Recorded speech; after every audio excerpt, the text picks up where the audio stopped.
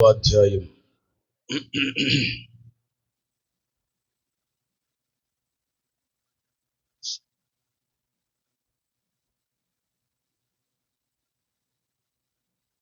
16 వాక్యం.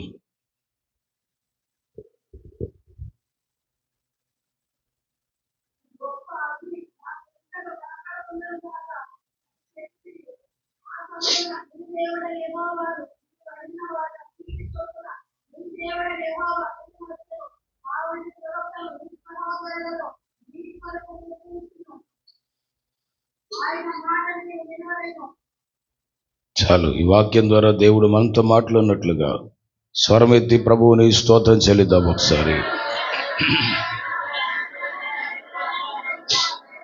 హల్లెలూయా. ప్రియులైన దేవుని బిడ్డలారా, చదవబడిన వాక్య భాగము మన ప్రభువును రక్షకుడైన యేసయ్యను గురించి మోషే గారు ఇశ్రాయేలీయులతో రెండవసారి ఉపదేశము చేయుచున్నప్పుడు చెప్పినటువంటి మాట. హల్లెలూయా. దేవుడు ఏమంటున్నాడు ఇక్కడ లేఖనములో నుంచి? యెహోవాను నీవు అడిగిన వాటన్నిటి చొప్పున నీ దేవుడు యెహోవా నీ మధ్య నా వంటి ఒక ప్రవక్త నీ సహోదరులు నీ కొరకు పుట్టించును, ఆయన మాట మీరు వినవలెను. మోషే లాంటి ప్రవక్త, మోషే లాంటి వాడు ఈ లోకములో, మోషే లాంటి వాడు ఈ లోకములో పుట్టటము, ఆయన ఒక ప్రవక్తగా ఉండటము, ఆయన మాట మీరు వినాలి అని చెప్పటం, దేవుని ఆంతర్యం ఏంటి ఇక్కడ? ఎవరు పుట్టేది? ఎవరు మోషే లాంటి వాళ్ళు? ప్రపంచంలో ఎక్కడైనా ఎప్పుడైనా దేవునిలాగా ఉండాలని కోరుకునే వాళ్ళు చూసేవు, కానీ ఒక మనిషికి, సామాన్య మనిషిని పోలినటువంటి వాడుగా, ఒక మోషేని ఎగ్జాంపుల్గా తీసుకొని మోషే లాంటి వాడుగా ఈ లోకములోకి యేసు ప్రభు వారు వస్తారని అసలు ఎలా ఎక్స్పెక్ట్ చేయగలం?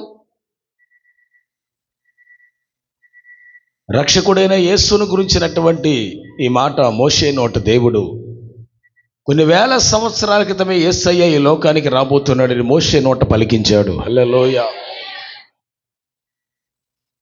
అంటే ఈయన ఒక ప్రవక్తగా అనే మనం ఆలోచించాల్సింది, రక్షకుడుగానే? మత్తయి సువార్త 1వ అధ్యాయము, ద బుక్ ఆఫ్ మాథ్యూస్. మరలా ఎక్కడికి వద్దాం? The book of Matthews chapter 1. ఆయన ప్రవక్తగా చెప్పబడ్డాడని, ప్రవక్తగా వచ్చాడా, లోకరక్షకుడుగా వచ్చాడా అని ఆలోచిస్తే 1వ అధ్యాయం 21వ వాక్యం.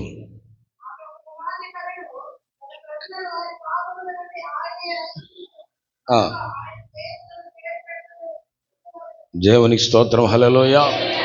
ఎవరా ప్రవక్తగా చెప్పబడిన వాడు?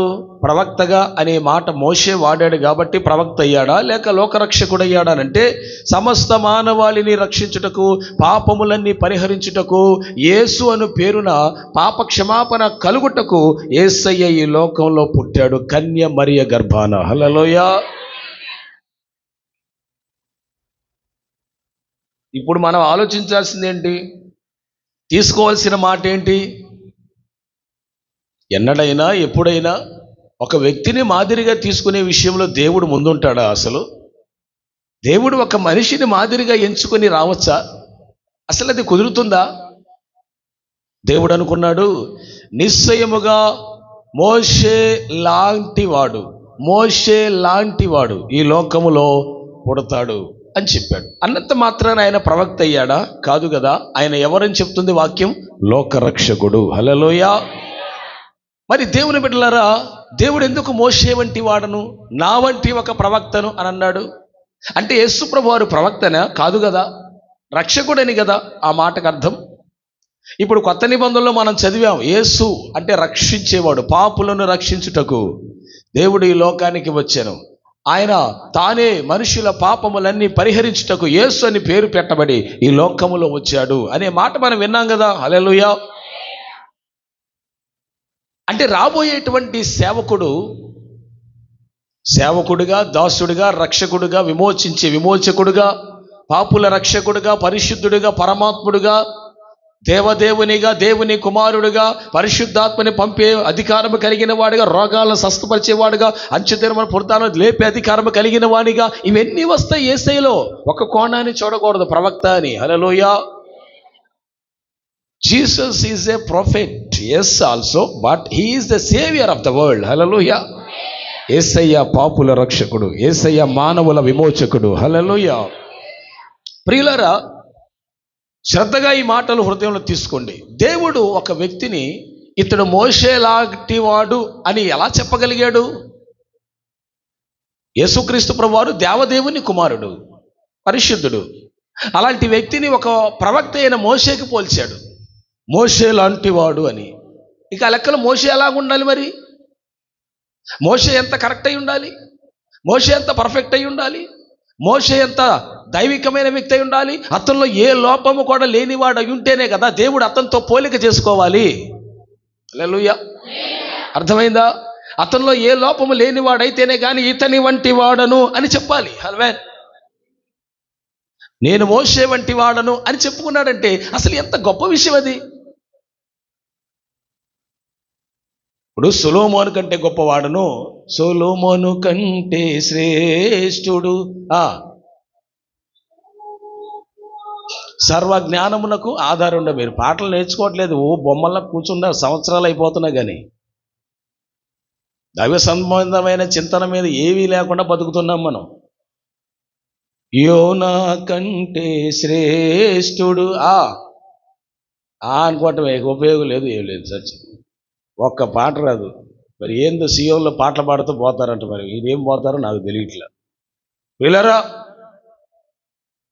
సర్వజ్ఞానములకు మించిన వాడు కదా దేవుడు. ఇప్పుడు ఎవరితోనన్నా పోల్చుకున్నాడంటే ఆ పోలిక ఎట్లా ఉందండి ప్రియులారా? ఒక మోషేతో పోల్చుకున్నాడు ఆయన. హల్లెలూయా. నేను మోషే వంటి వాడను. అబ్బా, what a word it is. ఆయన కంపేర్ చేసుకోవడానికి భూమి మీద ఇంకెవరు దొరకలేదు ఆయనకి. ఆయన పరము నుండి చూస్తే ఒకడు కనపడ్డాడు, ఆయనే మోషే. హల్లెలూయా. నేను మోషే వంటి వాడను. హల్లెలూయా. ఎవరన్నా ఉన్నారా నాయనా అని ఆయన పరిశీలించి చూసినప్పుడు ఒకడు కనపడ్డాడు. అరే రే రే మోషే ఉన్నాడు. మోషే లాంటి వాడను. అవే సొలొమోను లాంటి వాడిని, యోనా లాంటి వాడిని అలా ఆయన ఒక మోషే లాంటి. ఎందుకంటే ఆ గుణ లక్షణాలన్నీ ఆయనలో ఉన్నాయి కనుక దేవునికి స్తోత్రం. దేవుడే ఒక కంపారిజన్ చేసుకున్నాడంటే, దేవుడే ఒక వ్యక్తిని మాదిరిగా తీసుకొని చెప్పగలిగాడంటే ఆ వ్యక్తి ఎంత పరిపూర్ణుడై ఉండాలి. కొన్ని సందర్భాల్లో చూస్తే ప్రియులరా, మోషే లాంటి ఆ గొప్ప వ్యక్తిని కూడా కొన్ని సందర్భాలు కనాను చూడక ఆయన కూడా దేవుడు ఆపేశాడంటే అసలు ఏంటి సార్ అసలు? అంటే తన ప్రవక్తలో ఏ లోపం చూడకూడదని కదా దేవుడు మోషేని అసలు ఆపేసింది, కనాను చూడకుండా. అర్థమైందో లేదో? కనాను చూడకుండా మోషేని ఆపాడా లేదా? అంటే ఈయన నా ప్రియ కుమారుడు, ఈ కుమారుడు మోషే లాంటి వాడని దేవుడు ఒకవేళ చెప్పినప్పుడు ఆ చెప్పినందుకు సరిగ్గా ఒక చిన్న పాయింట్ విషయంలో ఎక్కడో మైనస్ ఉన్నందుకు తీసి అవతల పడేసాడు మోషేని కూడా. హల్లెలూయా. అంటే వచ్చే కుమారుడు ఎలాంటి వాడు? మోషే కంటే శ్రేష్ఠుడు. హల్లెలూయా. వచ్చే కుమారుడు ఎలాంటి వాడు? సర్వ మానవుల కంటే శ్రేష్ఠుడు. హల్లెలూయా. ఎవరున్నారు సార్ ఆయనకి కంపేర్ చేసుకోవడానికి? ఆయన కంపేర్ చేసి చెప్పడానికి ఎవరున్నారు సార్? ఒక మోషే ఉన్నాడంటే ఆ మోషేలో కూడా లోపం కలిగిందే. ఆయన ఎవరితో కంపేర్ చేసుకోవాలి? నేను ఇలాంటి వాడును, నేను మోషే వంటి వాడును చెప్పుకున్నాడు. నేను మోషే వంటి వాడును అని చెప్పుకున్నాడు. కానీ మోషేలో కూడా లోపం ఉంది. మోషే కూడా తొందరపడ్డాడు. మోషే కూడా కనాను చూడకుండా ఆగిపోయాడు. కానీ నేను ప్రకటిస్తున్న మాట ఏంటంటే ఇక్కడ ఆయన ఎవరితో పోలిక చేసుకోవాలా అని చూసినప్పుడు ఒక్క వ్యక్తి అయినా కనపడ్డాడు కదా. హల్లెలూయా. అంటే దేవుడు ఎలా ఉంటాడో చెప్పటానికి, దేవుడు ఎంత పరిపూర్ణుడో చెప్పటానికి, దేవుడు ఎంత ప్రేమ గలవాడో సాత్వికుడో చెప్పటానికి లోకమంతా పరికించి చూస్తే లోకమంతా ఒక్కడు కనపడ్డాడు, మోషే. హల్లెలూయా. నేను మోషే వంటి వాడనని వెంటనే చెప్పేశాడు. హల్లెలూయా. ఎస్, నేను పలాంటి వంటి వాడిను, పలానా వ్యక్తి లాంటి వాడినని దేవుడు కంపేర్ చేసుకోవాల్సిన అవసరం ఏంటయ్యా అంటే అది మానవులకు అర్థం కావాలని. ఆ మానవుల్లో ఇదిగో ఈ ప్రవక్తలో ఏ లోపం లేదు, ఇతడు మోషే నమ్మకమైన వాడు, సాత్వికుడు, మంచివాడు, బుద్ధి గలవాడు, ఓపిక కలవాడు, నా చిత్తాన్ని నెరవేర్చేవాడు, నా కొరకు ప్రాణం పెట్టమన్నా పెట్టేవాడు. ఇలాంటి మంచి సమర్పణలన్నీ ఉన్నాయి మోషేలో. అందుకే దేవుడు అతనితో కంపేర్ చేసుకున్నాడు, నేను మోషే వంటి వాడను. బైబిల్ గ్రంథంలో ఇంకా ప్రవక్తల విషయంలో ఎవరైనా ఎక్కడైనా ఎవరితోనైనా దేవుడు పోల్చుకున్నాడా?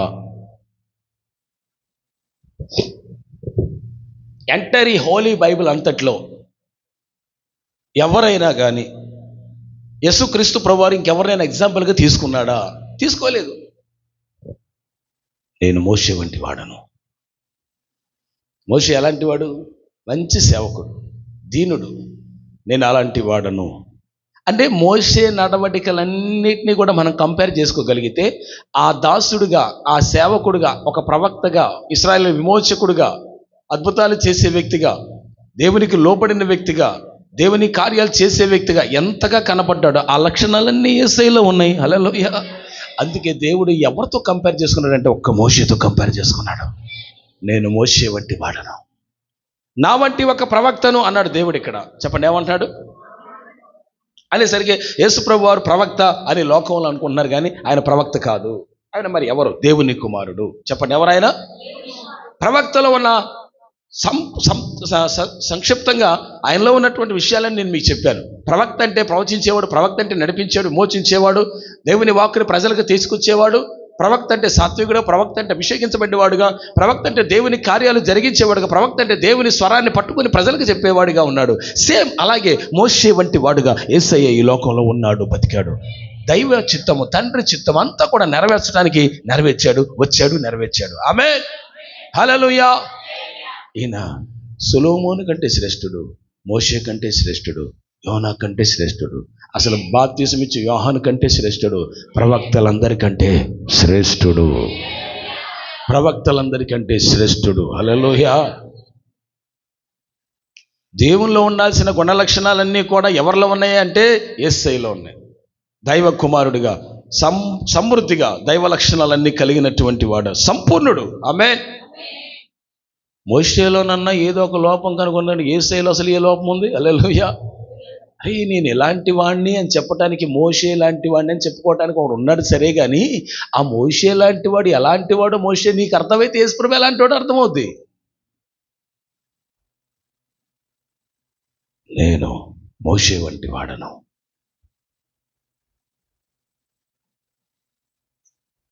అసలు దేవుడు అలా కంపేర్ చేసుకున్నాడు అంటేనే మోషేకి 100కి 1000 మార్కులు ఇచ్చేయాలి. హల్లెలూయా. ఎవరున్నా సరే ఇంకా అలాగా. ఇప్పుడు పాయింట్లోకి వద్దాం. మత్తయి సువార్త,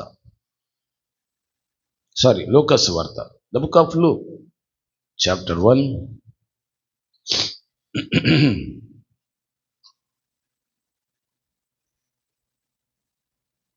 యేసు ఎవరు?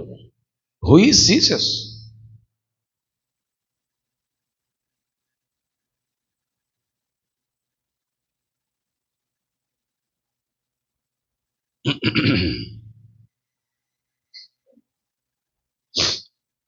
ఇరవై 1:26 నుంచి 30 వరకు ఆగకుండా మంచిగా చదవండి.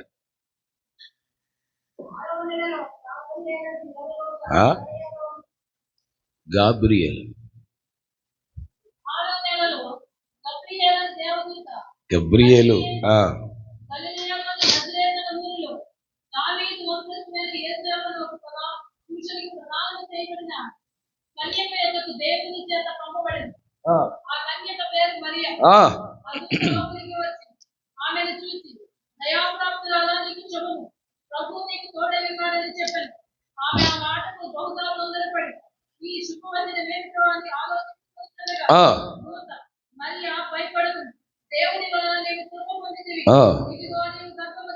నీవు గర్భము ధరించి కుమారునికని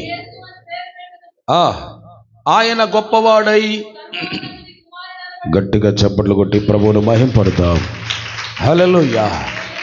యేసు దేవుని కుమారుడు, ఆయన గొప్పవాడై, హల్లెలూయా, ఆయన గొప్పవాడై సర్వోన్నతుని కుమారుడు అనబడును. ప్రభు అయిన దేవుడు ఆయన తండ్రి అయిన దావీదు సింహాసనమును ఆయనకిచ్చును. హల్లెలూయా. Who is Jesus? యేసు ఎవరు? మోషే వంటి వాడు. యేసు ఎవరు? Same to same. తండ్రి ఎలా ఉన్నాడు, కుమారుడు అలాగే ఉన్నాడు. హల్లెలూయా. ఇక్కడ మీరు గమనిస్తే కన్య మరియ దగ్గరికి గబ్రియల్ అనబడినటువంటి దూత ఒకడు వచ్చి ఆయన ఏమన్నాడు, నువ్వు దయాప్రాప్తురాలవు, దేవుని వలన కృప పొందావు నీవు అని అన్నాడు. ఆమేన్. దేవుని వలన ఆవిడ కృప పొందింది. ఏంటి ఆ కృప? ఆదియందు వాక్యమై ఉన్న సర్వశక్తి గల దేవుణ్ణి గర్భమున మోసే కృప. హల్లెలూయా. వాక్యమై ఉన్న దేవుడు, ఆదియందు వాక్యం ఉండెను అన్నాడు కదా, ఆ వాక్యమైన దేవుణ్ణి గర్భాన ధరించింది ఆవిడ. హల్లెలూయా. శబ్దమై ఉన్నవాడు, ఆది మధ్యంతరహితుడు, సామాన్యుడైన దేవుడు కాదు. స్థాపించలేదే తరగతులు, ప్రతి చోట చూడ నీ పలుకే, పశుశాలలో నీవు. హల్లెలూయా, హల్లెలూయా. ప్రియ దైవ సంగమా, దేవుని బిడ్డలారా, దైవ జనమా, ఆయన ఎవరు? లోకరక్షకుడు. ఆయనకి స్థిరపరచబడిన సింహాసనం ఏంటి? దావీదు సింహాసనం. హల్లెలూయా. ఆయన ఎక్కడివాడు? పరలోకములో ఉన్న దేవదేవుని కుమారుడైన వాక్కై ఉన్నవాడు, శబ్దమై ఉన్నవాడు. ఆయన ఎక్కడికి వచ్చాడు? పరిశుద్ధాత్మ శక్తి వలన కన్య మరియ గర్భము ధరించింది. పరిశుద్ధాత్మ శక్తి వలన కన్య మరియ గర్భాన్ని ధరించినప్పుడు పరిశుద్ధాత్మ అనబడిన ఆ అగ్ని అభిషేకములో ఉన్నటువంటి ఆ వాక్ శబ్దమై ఉన్నవాడు, వాక్యమై ఉన్న దేవుడు ఆమె గర్భంలోకి వెళ్ళాడు. దేవుని స్తోత్రం చెప్పండి. సర్వమానవాళి మోచించుటకు, దేదీప్యమానముగా మనలందరినీ వెలిగించుటకు ఆయన ప్రకాశమానుడై ఈ లోకానికి దిగి వచ్చాడు. హల్లెలూయా. ఏదో ఒక చిన్న చితక వ్యవహారం కాదు ఇది, ఒక మూలన జరిగిన సంగతి కాదు, ప్రపంచమంతా తెలిసిన సంగతి. హల్లెలూయా. సో ఇక్కడ మనకు అర్థం కావాల్సిన విషయం ఏంటి? మనం ఏం తీసుకోవాలి? ఈనాటి ఉపదేశ సారం ఏంటి? ఆ మోషే వంటి వాడు, తండ్రిలాగా ఉన్నవాడు, వాక్యమై ఉన్నవాడు కన్య మరియ గర్భాన వచ్చి దావీదు సింహాసనం మీద కూర్చున్నాడు. ప్రియులారా, ఇక్కడ మీరు ప్రాముఖ్యంగా తీసుకోవాల్సిన విషయం 32 చదువుతున్నారు చూడు. ఆయన గొప్పవాడై సర్వోన్నతుని కుమారుడు అనబడును, ప్రభు అయిన దేవుడు ఆయన తండ్రి అయిన దావీదు సింహాసనము ఆయనకిచ్చును. హల్లెలూయా. 33 చాలా ఇంపార్టెంట్, అందరం కలిసి చదువుదాం. ఆయన యాకోబు వంశస్థులను యుగ యుగములు ఏలును, ఆయన రాజ్యము అంతము లేనిదై ఉండును. హల్లెలూయా, హల్లెలూయా. ఎన్నో రాజ్యాలు వచ్చాయి, ఎంతోమంది రాజులు వచ్చారు, ఎంతోమంది కాంకర్ చేశారు, స్వాధీనపరుచుకున్నారు, ఎంతోమంది రాజులు ఏదేదో సాధించారు, కానీ వాళ్ళందరికీ సమాధులే మిగిలిపోయాయి. కానీ ఎప్పటి ఈ లోకములో లేడు అంతము లేని రాజ్యాన్ని, శాశ్వతమైన రాజ్యాన్ని యేసయ్య ఈ లోకములో స్థాపించడానికి కన్య మరియ గర్భాన పుట్టాడు. హల్లెలూయా, హల్లెలూయా. ఆయన యాకోబు వంశస్థులను యుగ యుగములు ఏలేవాడు. ఆయన రాజ్యము తరతరములు నిలిచేది. ఆయన రాజ్యం ఏంటి? తరతరములు నిలిచేది. ఈ రాజ్యము కొరకే దేవుడు ప్రాణం పెట్టాడు. అసలు యేసు ప్రభు వారు వచ్చిన తీరేంది సార్? అసలు ఎందుకు వచ్చాడు సార్? యేసుక్రీస్తు ప్రభు వారు వచ్చారు, మనం సంబరం చేసేసుకుంటాం కానీ మంచిదే, పండగ చేసుకుంటాం మంచిదే, కొత్త బట్టలు కొనుక్కుంటాం, పిండి వంటలు చేసుకుంటాం మంచిదే, వెరీ గుడ్. కానీ వచ్చిన సిచ్యువేషన్ ఏంటి? మర్చిపోవటానికి. కానీ అసలు నువ్వు చేస్తుంది ఏంటి? వచ్చి చేయాల్సిందేంటి? హల్లెలూయా. నా వైపు చూస్తూ వాక్యాన్ని శ్రద్ధగా ఆలకించండి. మొదటి రాకడలో ఉన్న ఉద్దేశము రెండవ రాకడలో ఎత్తబడుటకి కదా. హల్లెలూయా. మొదటి రాకడలో ఉన్న ఉద్దేశము రెండవ రాకడలో సంఘాన్ని సిద్ధపరిచి ఎత్తబడుటే కదా మొదటి రాకడ ఉద్దేశము. రెండవ రాకడలో ఎత్తబడాల్సిన మనము, దావీదు రాజ్యములో ఉండాల్సిన మనము, యుగ యుగాలు ఆయన రాజ్యములో ఏలుబడిలో ఉండాల్సిన మనము రాకడకి అనగా రెండవ రాకడ సిద్ధపడకుండా మొదటి రాకడనే ఇంకా తలపోయటం ఎంతవరకు న్యాయం అది? హల్లెలూయా. ఇంకా అదే మొదటి తరగతిలోనే అదే 1వ తరగతిలోనే ఉండి ఇంకా ఇలాగే ఉండటం ఇంకెంత దారుణం అది. హల్లెలూయా. రెండవ రాకడకి సిద్ధపడాల్సిన సమయాల్లో గడియల్లో ఉన్న మనము, ఈ యావత్ సంఘము, ప్రపంచమంతా కూడా రాకడకి సిద్ధపడాల్సిన గడియలు కదా ఇవి. హల్లెలూయా. దేవుడేమో ఒక పక్క ఆత్మ చేత ఘోషిస్తున్నాడు, సంగమా సిద్ధపడండి, సిద్ధపడండి, రాకడ సమీపిస్తుందని. క్రైస్తవ సంఘాలు ఇంకా ఈ లోకములో రకరకాల ఆచారాలతో నిండిపోయి ఉన్నది. పరిశుద్ధాత్ముడి బాధ, ఈ రోజు నా దేవుడి బోధ. హల్లెలూయా. What is the pain of Holy Spirit? The church was not prepared till yet. సంఘం ఇప్పటి వరకు కూడా సిద్ధపడలేదు. ఇంకా మొదటి రాకడ తలపోయిచి రెండవ రాకడికి సిద్ధపడి ఎత్తబడవలసిన సమయంలో ఉండగా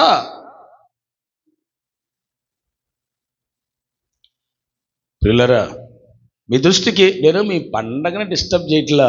నేను ఏంటి తెలుసా, రెండవ రాకడికి సిద్ధపడుతున్నావా అంటున్నాను. హల్లెలూయా. ఎందుకంటే మీరు మిమ్మల్ని డిస్టర్బ్ చేయకూడదు మేము. హల్లెలూయా. అసలే సంవత్సరానికి ఒకసారి వచ్చే పండగ. దేవునికి స్తోత్రం. హల్లెలూయా. ఏవో ఆర్భాటం చేయకపోతే మీరు చర్చికి రారు. ఎందుకంటే ఈ చర్చిలో పండగలు ఏమి లేవురా. ఆయన ఏదో రెండో రాకడ అంటున్నాడు. ఎందుకు వచ్చిన గొడవ? రంగురంగులుగా తలుకు బెలుకు మెలిసేటువంటి సంఘాలు ఎక్కడో చూసి వెళ్ళిపోదాంరా. ప్రజలకి ఈ రోజున కావాల్సిందంతా రంగుల ప్రపంచమే కదా. అలాగని పండగ చేసుకోవద్దనంట్లా, చెయ్యాలి మనం పండగ, కానీ అది ఆత్మ సంబంధమైనదై ఉండాలి. పండగ ఎలా చేసుకోవాలి? కొరింథీ పత్రికలో అపోస్తలుడైన పౌలు గారు చెప్పారు, నిష్కాపట్యమును సత్యమును పులి అని పిండితో పండగ ఆచరించాలి. పండగ ఎలా ఆచరించాలి? నిష్కపటమైన మనసుతో. What is the meaning of Christmas? What's the meaning of Christmas? It is means spiritually worship. ఒక మంచి ఆరాధనే కదా యేసుని ఆరాధించడం. It is not one day, it is not December 25th. We will worship every day. మనం ప్రతిరోజు యేసుని ఆరాధిస్తున్నాము కనుక ప్రతిరోజు క్రిస్మసే. Are you not worshipping in only December month? You are worshipping in our Lord. హల్లెలూయా. ఏందిరా డిసెంబర్ నెల 25న ఆరాధిస్తావు నువ్వు? ఏం పండగ రా నీకు ఇది? హల్లెలూయా. నేను ప్రకటిస్తున్న మాట బాగా అర్థం చేసుకోండి. యేసుని ఆరాధించటం అనేది ఎవ్రీ డే, ఎవ్రీ అవర్ జరిగేది. It's not a small. ఒక నెలకి పరిమితం చేయకండి. ఆమేన్. yes, it is going to be a Christmas season. We have to enjoy the Holy Spirit. We will preach the gospel. Jesus is birth in Bethlehem, the village of Bethlehem. Yes, we will preach the gospel. అసలు నీకు ఆనందం ఎక్కడుందో తెలుసు? యేసు ప్రభువు వచ్చి బెత్లెహేములో పుట్టాడని ఈ నెలలోనే చెప్పొచ్చు కదా కనీసం. హల్లెలూయా. రాజుల నేలే రాజు వెలసెను పశువుల పాకలు. కొట్టగట్టిగా చెప్పట్లా. ఏ సంఘమరా? సంఘాన్ని చూస్తే పాస్టర్ గారికి ఉద్యోగం రావాలి, నిన్ను చూస్తే నిర్జీవం రాకూడదు. హల్లెలూయా. పాపుల పాలిట రక్షకుడు నవ్వెను తల్లి కౌగిలిలో, జయ జ్ఞానమేలలో ప్రతిధ్వనించెను ఆ దివిలో. ఇది శుభోదయం. నీకు తెల్లారితే గట్టిగా స్తోత్రం చెప్పు. హల్లెలూయా. ఇది శుభోదయం నిజంగానే నీకు. ఇది లోక కళ్యాణం, మేరీ పుణ్య దినం. హల్లెలూయా. నేను కొన్ని విట్నెసెస్ చెప్తా, కొన్ని ఎవిడెన్సెస్ చెప్తా యేసయ్య చుట్టూ జరిగిన సంగతుల్లో చెప్తాను, కానీ మీరంతా ఉద్యోగం ఉంటే చెప్తా. హల్లెలూయా. అస్సలు నా గొంతు సహకరించట్లా, బాగోట్లేదు. 2-3 రోజుల నుంచి హెల్త్ బాగోట్లా. గొంతు భయంకరమైన నొప్పి, భయంకరమైన మంట, ఒళ్ళు నొప్పులు, జలుబు భయంకరం అయిపోయింది. ఆ పరిస్థితి అసలు ఏం చేయలేని పరిస్థితి. అయినా ఈ రకంగా దేవుడు నన్ను నిలబెట్టాడు. అలా పాస్టమ్మ గారికి ఇచ్చేద్దాం అనుకున్నా, నాకు ఓపిక లేదు. పాస్టమ్మ గారికి ఇచ్చేద్దాం అనుకున్నా. ఆత్మదేవుడు ఎందుకు నువ్వు చెప్పు, నువ్వు కూర్చో అన్నాడు. అందుకని అమ్మగారికి ఇలా. వీళ్ళరా నిజం, వాస్తవం ఇది. సరే, మన ఘనతలు దేవుందిలే కానీ, మన దేవుంది కానీ మనం డస్ట్. హల్లెలూయా. మీరు గమనించండి ప్రియులారా, ప్రభు అంటున్న మాట ఒక సైడ్ ఆయన ఎలాంటి వాడో చెప్తూ, మరొక సైడ్ ఆయన రాజ్యాన్ని గురించి చెప్తూ, మరొక సైడ్ ఆయన ఎవిడెన్స్ గురించి చెప్తున్నాను, వినండి. హల్లెలూయా. మోషే ఎవరితో కంపేర్ చేసుకోవాలో అర్థం కాలేదు భూమి మీద. అప్పుడు దేవుడు మోషేను చూసి, నేను మోషే లాంటి వాడిని అన్నాడు. హల్లెలూయా. I'm like Moses. హల్లెలూయా. మరి బాబు ఏం చూసావా ఆయన అందులో నీవంటే, ఆయన ఎంత సాత్వికుడో, నా కుమారుడు వస్తున్నాడు, ఆయన అంత సాత్వికుడో. ఎంత ఇశ్రాయేలీయులు మోషే విమోచించాడో, అలాగే నా ప్రజలు విమోచించేవాడు. ఎవరితో కంపేర్ చేస్తాం సార్?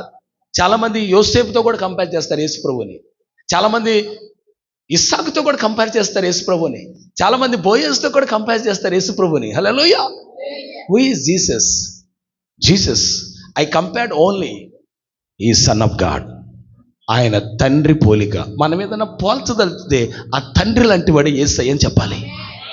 బికాస్ మన తండ్రి పరిపూర్ణుడు గనక యేసు పరిపూర్ణుడు. ఆ మాట ఆయన యోహాను సువార్తలో చెప్పాడు. నా తండ్రి పరిపూర్ణుడు గనక నేను పరిపూర్ణుడు అన్నాడు. హల్లెలూయా. తండ్రి నా యందును నేను తండ్రి యందు నివసించుచున్నాము గనక మేము అందరం ఏకమై ఉన్నామని అన్నాడు. హల్లెలూయా. ఎవరు సరే అలాగే చెప్పగలిగిన వాళ్ళు అసలు కంపారిజన్ చేస్తే ఆయన తండ్రితో పోల్చుకున్నాడు. అదే మాట మోషేను కూడా ఉద్దేశించి మాట్లాడుతూ నేను మోషే వంటి వాడిని చెప్పుకున్నాడు. కానీ నువ్వేం చెప్పుకోవాలి తెలుసా? నువ్వు యేసు పోలికలో నడుస్తూ నేను యేసయ్య లాంటి వాడని చెప్పగలగాలి. ఎలాంటి వాళ్ళం మనం చెప్పగలవా? మనం చెప్పగలవా? నేను యేసయ్యలాగా జీవిస్తున్నాను. ఒక్కడ చెప్పాడండి. క్రీస్తు మొదటి శతాబ్దంలో ఒక్కడ చెప్పాడండి. ఒక్కడ. ఆ మాట ఏంటి? ఎవరో తెలుసా? ఆయన పౌలు గారు. నేను క్రీస్తును పోలి నడుచుతున్న ప్రకారం మీరు నన్ను పోలి నడవండి. ఒక్కడ చెప్పాడు సార్. హల్లెలూయా. అంటే అలాగ జీవించటం, ఆ శ్రమల్లో పాలివాడవటం, ఆ పరిశుద్ధతలో శరీరాన్ని నలగొట్టుకొని ఉండటం, క్రీస్తు అనుభవించకుండా వదిలిపెట్టిన శ్రమల్లో మిగిలిన ఏమనుంటే ఈయన పట్టడం, ఇవన్నీ కూడా సంఘ బాధ్యతలన్నీ మీదేసుకోవటం, సంఘ ప్రత్యక్షతల కోసం మోకరించటం, సంఘానికి సువార్త చెప్పటం, ఒక ఖండం మొత్తానికి సువార్త చెప్పడం, ఈ భారం అంతా పరిశుద్ధాత్ముడు పోసాడు పౌల్లో. ఈ శ్రమలన్నీ పడ్డాడు కనుక ఐఎమ్ లైక్ జీసస్ అన్నాడు. నేను యేసు వంటి వాడను. ఇక్కడ మనం చెప్పగలమా? నేనైనా మీరైనా మనమైనా ఎక్కడో చిన్న చిన్న లోపాలు కనబడుతున్నాయి కదా. హల్లెలూయా. ఈ లోపాలు ఉండటం వల్లే కదా నేను యేసు వంటి వాడను అని చెప్పలేకపోతున్నాం. దేవుడు మీ హృదయాలు తెరచును గాక. హల్లెలూయా. హల్లెలూయా. థర్డ్ మూడో విషయం. Can you read Luke chapter 1 verse 8, 9, 10.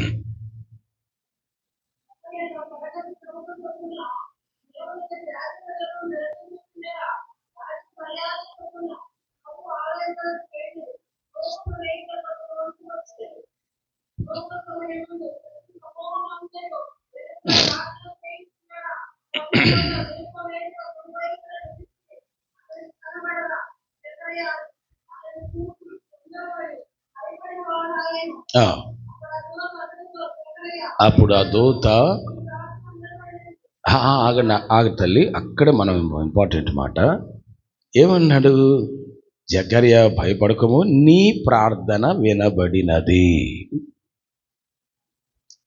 నా వైపు చూస్తూ వినండి ప్రియులారా. జకర్యా చేసిన ప్రార్థన వినబడినది అని అంటున్నాడు ఇక్కడ. నేను ఎగ్జాంపుల్గా నేను ఇందాక చెప్పాను మోషే వంటి వాడనని ఒక ఎవిడెన్స్. ఓకే. సెకండ్ థింగ్, జకర్యా వారి భార్యాభర్తలు ఎలిజబెత్కి ఇచ్చాడు, ఒక కుమారుని ఇచ్చాడు. బాప్తిస్మం ఇచ్చి యోహాన్ పుట్టాడు. ఓకే. ఎలిజబెత్ కడుపున బాప్తిస్మం ఇచ్చి యోహాన్ కడుపున పడ్డాడు. గబ్రియల్ దేవదూత ప్రామిస్ చేసి ప్రార్థన చేసి ఆ వాగ్దానం ఇచ్చి వెళ్ళిపోయాడు. ఓకేనా. The second evidence is baptised John, బాప్తిస్మం ఇచ్చి యోహాన్. ఆయన యేసుక్రీస్తు ప్రభు కంటే ముందుగా మార్గాన్ని సరళం చేయడానికి వచ్చిన దూత. Can you read it? Please read మలాకి చాప్టర్ 3 verse 1. ప్రవక్త మలాకి గారు చెప్పిన ప్రవచనం ఇదిగో.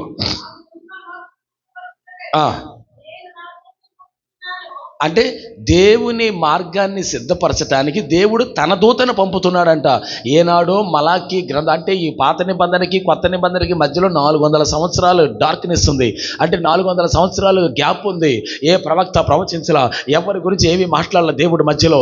అయితే ప్రియులారా, దేవుని ప్రవక్తలు ప్రవచించిన ప్రవచనాలు నెరవేర్పు జరిగే సమయం వచ్చినప్పుడు మొట్టమొదటిగా మీరు చూస్తే అదిగో దేవుని ప్రవచనాల్లో మలాకి 3వ అధ్యాయంలో బాప్తిస్మం ఇచ్చి యోహాను గారు ఒక దూతగా ఈ లోకములోకి వస్తాడని చెప్పిన ప్రవచనం మొట్టమొదటిగా నెరవేర్చడం స్టార్ట్ అయింది. హల్లెలూయా. ఎవరి కడుపున పుడతాడని? జకర్యా ఎలిజబెత్ కడుపున పుడతాడని. అవునా? ఇప్పుడు ఈ ప్రవచనములో దేవుని దూతగా, ఒక దూతగా దేవుని మార్గాన్ని దూత అనేది సరే రెక్కలు కలిగిన దూత కాదు, దేవుని సేవకుడు పుట్టి ప్రవక్తగా ఉండి దైవ మార్గాన్ని సరళం చేయడానికి వస్తారంట. హల్లెలూయా. అసలు మార్గాన్ని సరళం చేసేది ఎవరికైనా? యేసయ్యకి. చెప్పండమ్మా, ఎవరికి?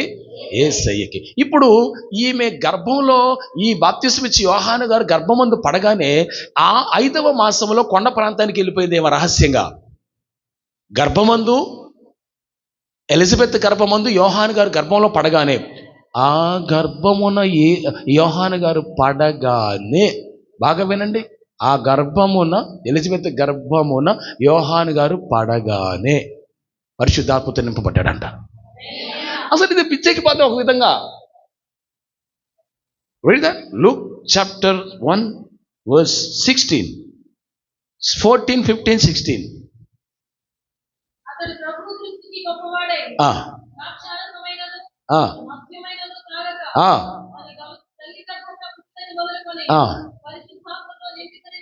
తల్లి గర్భమున అందరు చెప్పండి, తల్లి గర్భమున. ఇక్కడే ఉన్నారా అందరూ? తల్లి గర్భమున మొదలు హోలీ స్పిరిట్తో నిండుకొన్నాడంట. హల్లెలూయా చెప్పాలందరూ. దేవునికి స్తోత్రం. పరిశుద్ధాత్మ చేత నింపబడ్డాడంటే గర్భంలో పడగానే. ఈయనే పరిశుద్ధాత్మతో నింపబడి ఎలిజబెత్ ఆమె కూడా పరిశుద్ధాత్మతో నింపబడింది. చదవండి 1వ అధ్యాయము లూకా సువార్త 41.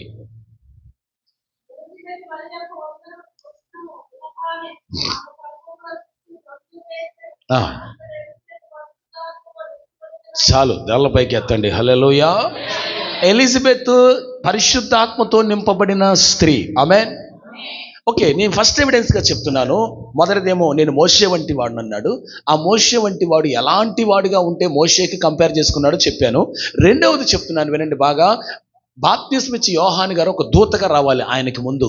ఆయన నిజంగానే జకరియా ఎలిజబెత్లకు వృద్ధాప్యమందు దేవుడు మందిరంలో సేవ చేస్తున్నటువంటి జకరియా గారి దగ్గరికి కుడి పక్కన దీప వృక్షం ఉంటే అక్కడ దూత ప్రత్యక్షమై గబ్రియేలు మాట్లాడి, నీకు నీ భార్యకు కుమారుడు కలుగుతాడు, అతనికి యోహాను అని పేరు పెడతావని చెప్పినప్పుడు, ఇది ఎలా సాధ్యం? నేను ముసలోని, నేను నమ్మలేదు. నమ్మనందుకు గబ్రియేలు దేవదూత అన్నాడు, ఇది జరిగి నీ కళ్ళ ముందు జరిగి ఇది నెరవేర్చే వరకు నీకు మాట రాదన్నాడు. మోగోడైపోయాడు. అప్పటికప్పుడే దేవాలయంలో మోగోడైపోయాడు. దేవుని సంగతులు నమ్మాలి. చెప్పండి అందరూ, దేవుని సంగతులు నమ్మాలి. అందరూ చెప్పండి, దేవుని సంగతులు నమ్మాలి. ఆమె. ఇప్పుడు ఆవిడ గర్భవతిగా ఉందన్న సంగతి ఊళ్ళో వాళ్ళందరికీ తెలియాలి, అవునా కాదా? కానీ ఈవిడ 5 నెలల వరకు లోపలే ఉంది కానీ బయటికి రాలా. సరే, ఈయన గారు బయటకు వచ్చారు, దేవాలయానికి వెళ్తే బయట జనం అంతా ఏమన్నారంటే, ఏం మాట్లాడేది జకరియా అంటే, ఇంటికి వెళ్తున్నా, మీ సేవ మీరు చేసుకోండి అని చెప్పి ఇంటికి వెళ్ళిపోయాడు.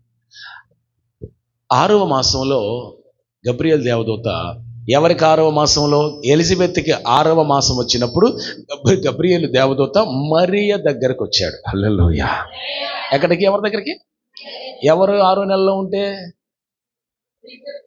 ఎలిజబెత్ 6 నెలల్లో ఉంటే మరియ దగ్గరకు గబ్రియేలు దేవదూత 6వ మాసంలో వచ్చి, దయాప్రాప్తురాలా, నీకు సుఖమని చెప్పి, నీవు లోకరక్షకుడిని కంటావు, పరిశుద్ధాత్మ శక్తి నిన్ను కమ్ముకుంటుంది, నువ్వు దేవుని వల్ల కృప పొందిన దానవు, కాబట్టి ఈ మాటలన్నీ వాగ్దానం చేసి వెళ్ళిపోయాడు.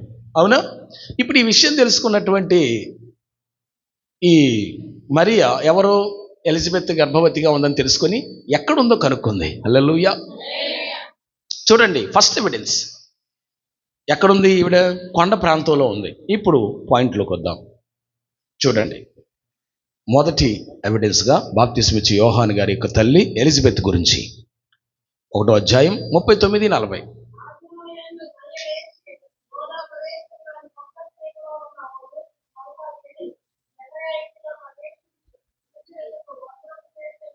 ఆగండి. మరియా కొండసీమలో ఒక ఊళ్ళో ఉందంట. ఎలిజబెత్ నవ్వి చూడండి అందరూ. ఎలిజబెత్ కొండ ప్రాంతంలో ఒక ఊర్లో, పల్లెటూరులో ఉంది. ఎక్కడ లేదు? యెరూషలేములో లేదు. ఎందుకు లేదు? ముసలితనంలో ప్రెగ్నెన్సీ ఏందంటారని, ఆమెను ఏమన్నా నవ్వుతారేమోనని, లేనిపోని గొడవని అక్కడికి వెళ్ళిపోయి ఊరు బయట ఏడ ఉంది. ఈమె ఎక్కడుందో తెలుసుకుంది మరియా. బయలుదేరి ఎలిజబెత్ ఇంటికి వెళ్ళింది. ఇప్పుడు ఎలిజబెత్ ఇంటికి వెళ్ళి, అమ్మా వందనాలమ్మా అనేసరికి, ఈ వందన వచనము ఎలిజబెత్ వినగానే గర్భంలో శిశువు యోహాను గంతులు వేసాడని రాయబడింది. హల్లెలూయా. బాగా అర్థం చేసుకోండి, ఎలా సాధ్యం ఇది? ఎందుకంటే ఎలిజబెత్ పరిశుద్ధాత్మతో నిండుకొని ఉంది, లోపల గర్భంలో ఉన్న శిశువు పరిశుద్ధాత్మతో నింపబడ్డాడు. హల్లెలూయా. మరియ పరిశుద్ధాత్మతో నింపబడింది, ఆమె గర్భంలో ఉన్నవాడు లోకరక్షకుడు. అంటే వీళ్ళిద్దరు ఎవరు? అందరెవరు? పరిశుద్ధాత్మతో నింపబడిన సమూహం. హల్లెలూయా. అందుకని మరియ పరిశుద్ధాత్మతో నింపబడింది కనుక వందనం వచనం చెప్పగానే గర్భంలో ఉన్న శిశువు గంతులేసాడట. ఎందుకు ఎందుకు ఎందుకు గంతులేసాడు? లోకరక్షకుడిని మోసుకొని వచ్చిన తల్లి. హల్లెలూయా, హల్లెలూయా. అయితే ఇక్కడ ఆమె దైవ చిత్తాన్ని, దేవుని ఉద్దేశాన్ని నెరవేర్చేయటానికి మాత్రమే ఎన్నిక చేయబడిందని మర్చిపోవద్దు. హల్లెలూయా. ఇలా చూడు, నీ తల్లియు నీ సహోదరులు నీ కోసం బయట వెయిట్ చేస్తున్నారంటే ఫిలిప్పును యోహాను వచ్చి ఆ మాట చెప్తారు, అయ్యా నీ తల్లియు నీ సహోదరులు నీ కోసం బయట వెయిటింగ్ చేస్తున్నారంటే ఎవరు నా తల్లి, ఎవరు నా సహోదరులు? దేవుని వాక్యాన్ని విని దాన్ని గైకొని వారి దేవుని నా సహోదరులు నా తల్లి అన్నాడు. హల్లెలూయా. అంటే దేవుని ఉద్దేశంలో దైవ చిత్తాన్ని నెరవేర్చేవాడే దేవుని బిడ్డ. హల్లెలూయా.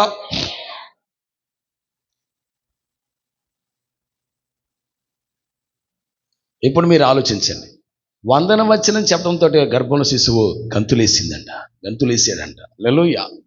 ఆ తర్వాత ఆమె ఒక ప్రవచనం చెప్పింది, చదవండి 42. ఈ మాట ఆమె చెప్పింది పరిశుద్ధాత్మ శక్తి వలన నింపబడి ప్రకటించిన ఒక ప్రవచనాత్మకమైన మాట. ఒక్కళ్ళు కూడా మరేలాగా లేరు. నువ్వు విన్నన్న చెప్పు కాదు. ఎందుకో తెలుసా? ఈవిడ ఆశీర్వదించబడింది. ఈవిడ ఎందుకు ఆశీర్వదించబడిందో ఒక్క కారణం చెప్పండి. దేవుడు ఎన్నుకున్నాడని కనుక, దేవుని వలన కృప పొందింది. హల్లెలూయా. The second evidence is Elizabeth మరియ గురించి చెప్పటం. చెప్పండి, ఎవరో బయట వాళ్ళు కాదు, మరియమ్మ ఇంటి సొంత వాళ్ళు కాదు చెప్పింది, వేరే వాళ్ళు మరియమ్మను గురించి ఎవిడెన్స్ ఇస్తున్నారు. నువ్వు స్త్రీలలో ఆశీర్వదించబడిన దానవు. హల్లెలూయా. తర్వాత ఏమంది?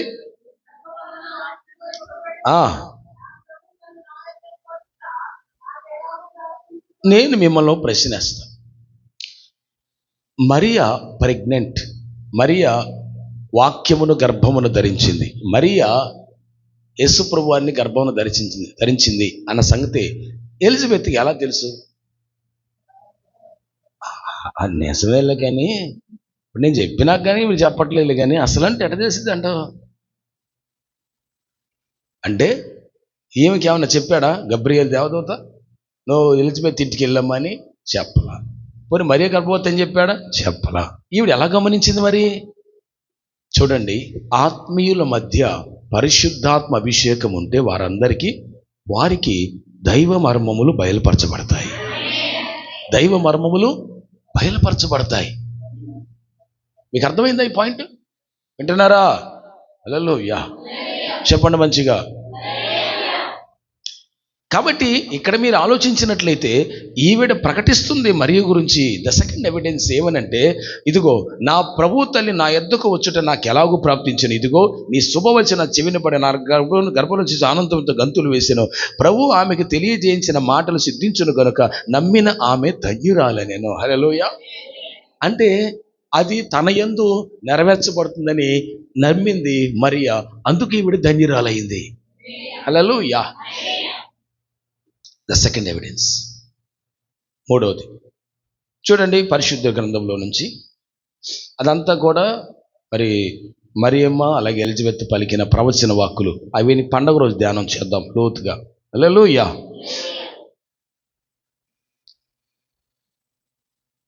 మూడవ ఎవిడెన్స్ లూకా సువార్త 1వ అధ్యాయం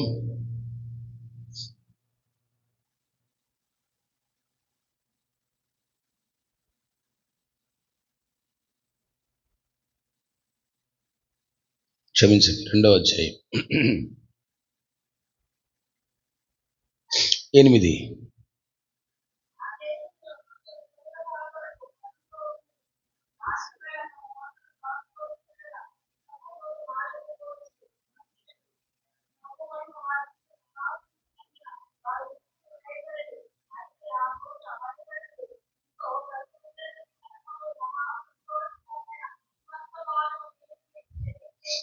ఏంటది?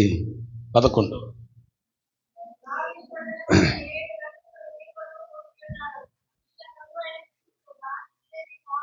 సీ దట్ ఇక్కడ గొర్రెల కాపర్లు కూడా ఒక సూచన చెప్పాడు దేవుడు.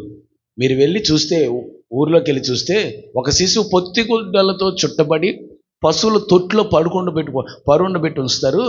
అది మీరు చూసి గమనించండి అని ఒక మాట దేవదూతలు చెప్పారు. హల్లెలూయా.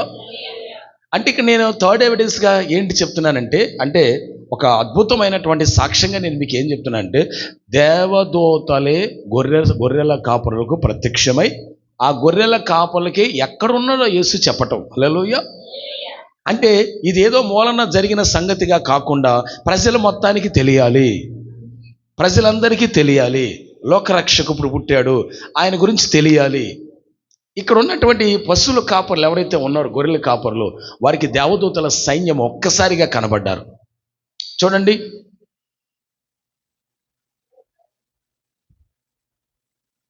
9లో 2వ లైన్. ప్రభువు మహిమ వారి చుట్టూ ప్రకాశించినందున వారు మిక్కిలి భయపడిరి. నా వైపు చూడండి. ఎవరి మహిమ ఎవరి చుట్టూ ప్రకాశించింది? దేవుని మహిమ గొర్రెల కాపరులందరి చుట్టూ ప్రకాశించింది. హల్లెలూయా. విన్నారా మీరు వాక్యం? దేవుని మహిమ గొర్రెల కాపరి అందరి చుట్టూ ప్రకాశించింది. వాళ్ళు అందుకు భయపడ్డారు. వాళ్ళు కళ్ళారా చూశారు ఆ రక్షకుడి యొక్క దేవదూతల్ని. హల్లెలూయా. ఇప్పుడు వాళ్ళకి ఏం చెప్పారంటే, మీరు బయలుదేరి వెళ్ళి ఆ రక్షకుడిని చూడండి అని చెప్పారు. మనోళ్ళు ఏం చేశారు? వాళ్ళు వచ్చి రక్షకుడిని చూశారు. వాళ్ళు మహానందంతో వెళ్ళారు. కానీ బెత్లెహేములో సందడి, పసుల పాకుల సందడి ఏందిరా? అసలు అక్కడ సందడి ఆడుందరు రే. హల్లెలూయా. ఏందిరా అసలు ఏడుంది చెప్పండి. వీడికి ఏదో దర్శనం వచ్చింది. ఈ దర్శనాన్ని ఉండబట్టలేక ఈడు రాశాడు పాట. ఎంత దీనము ఓ యేసయ్యా అని అంత దీనంగా ఒక వస్త్రం కూడా లేదు ఆయన కప్పుకోవడానికి. నువ్వేంద్ర అసలు పండగ చేసేసేవాడా?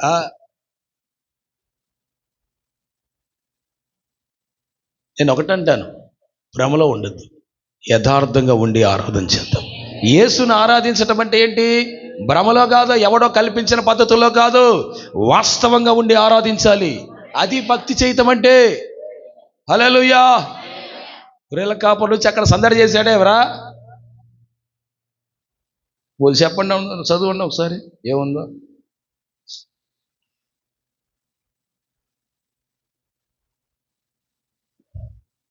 పదిహేను.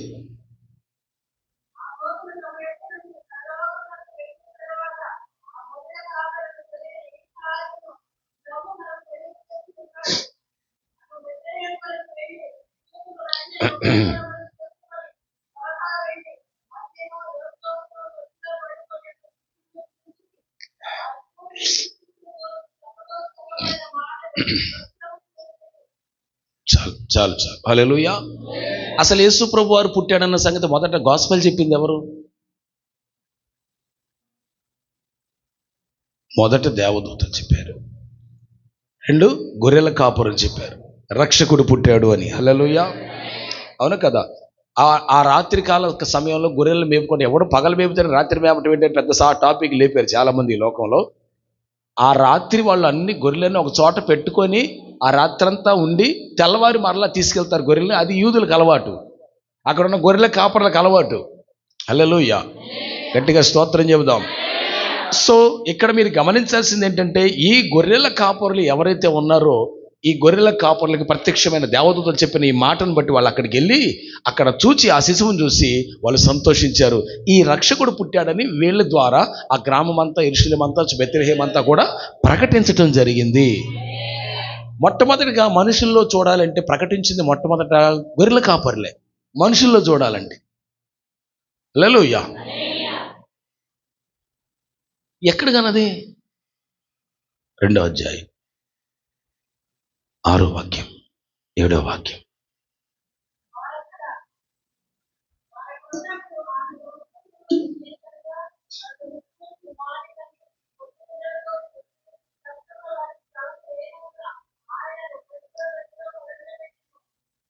ఎక్కడ లేదు స్థలం, సత్రం గురించి చెప్తా కానీ ఇప్పుడు ఆయన ఎక్కడున్నాడు? అసలు ఎక్కడ పడుకోబెట్టింది? కన్నది ఎక్కడ? ఎక్కడ? ఈ సృష్టిలో ఈ లోకమే నీవు మాకు ఇచ్చిన సత్రమై. ఈ సత్రంలో యేసుప్రభుకు చోటు కూడా దొరకలేదు. ఎప్పుడు ఇలా అసలు ఆ సత్రం సంగతి ఏంటో చెప్తా కానీ, ఆ సత్రం సంగతి కూడా 2-3 నిమిషాలు చెప్తా మీకు. మీరు ఓపిక ఆలకించండి. ఇప్పుడు యేసు ప్రభు వారికి అక్కడ సత్రం స్థలం లేనందున పశువుల శాల తీసుకుని పడుకోబెట్టారు. అన్నబడిన ఈ 2 సత్రానికి పశువుల పాకల మధ్యలో ఏం జరిగింది? కనేసింది. నేను మీకు ప్రకటించే మాట యూట్యూబ్లో లైవ్లో ప్రతి ఒక్కడికి తెలియాలి. ప్రియులారా, దేవుని బిడ్డలారా, నొప్పులు ఎవరికి? బైబిల్లో రాయబడింది, శపించబడినటువంటి స్త్రీ పురుషులు ఆదికాండంలో శపించబడిన అనుభవం. దేవుని యొద్ద నుంచి శాపం వచ్చిందా లేదా? ఎట్లా వచ్చింది? పురుషుడైతే కష్టపడి పనిచేయాలి, చెమట వచ్చాలి, నీ భార్య బిడ్డను పోషించు. స్త్రీకైతే కనేటప్పుడు నొప్పులు, వేదన పెట్టాడు. అవునాక ఈవిడాక మొదటికి సూత్రధారి అసలు, అందుకని ప్రసవ వేదన ఎక్కువ చేశాడు. ఓకే, బాగా వినండి. ఇది శాపమా కాదా? మాట్లాడాలి, స్త్రీలందరూ మాట్లాడాలి. శాపమా కాదా?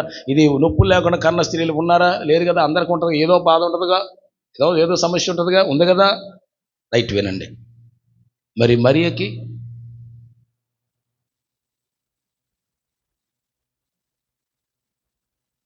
నొప్పులు ఉన్నాయా? లేవన్నోళ్ళు చేయి చూపించండి.